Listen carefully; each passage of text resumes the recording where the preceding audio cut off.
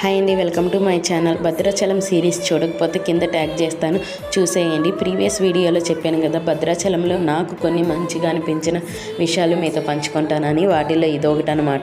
మేము భద్రాచలం 2 days ప్లానింగ్తో వచ్చాం. ఆ 2 daysలో పర్ణశాల, శ్రీవారి దర్శనము, గోదావరి అనే వచ్చాము. మాకు ఇంక జీరో ఐడియా అనమాట, ఇంక చుట్టుపక్కల ఏముంటాయి, ఏమి చూడాలని. అప్పుడు వచ్చారు ఒక అంకుల్. లిటర్లీ వీళ్ళందరూ స్టేషన్ మొత్తం ఖాళీ అయిన దాకా మా కోసం వెయిట్ చేశారన్నమాట.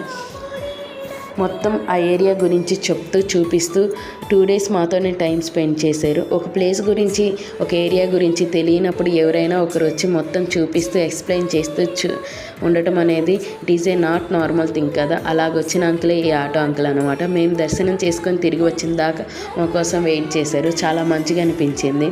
డబ్బులు తీసుకుంటారు కదా, ఆ మాత్రం చూపిస్తూ ఎక్స్ప్లెయిన్ చేస్తూ వెయిట్ చేయరా అంటే డబ్బులు తీసుకుంటారు, అది వాళ్ళ కష్టానికి ఫలితం.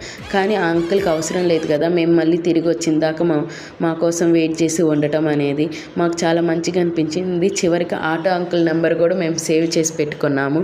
మమ్మల్ని మళ్ళీ తిరిగి రైల్వే స్టేషన్లో డ్రాప్ చేసిన దాకా మాతోనే ఉన్నారన్నమాట. ఇలాగా అంటే తెలియని ఏరియాలో ఇలాగ ఒక మనిషి మంచిగా అన్నీ ఎక్స్ప్లెయిన్ చేస్తూ తీసుకెళ్ళి చూపిస్తూ ఉండంటే చాలా మంచిగా అనిపించేది కదా. అలాగ అనిపించిన వ్యక్తి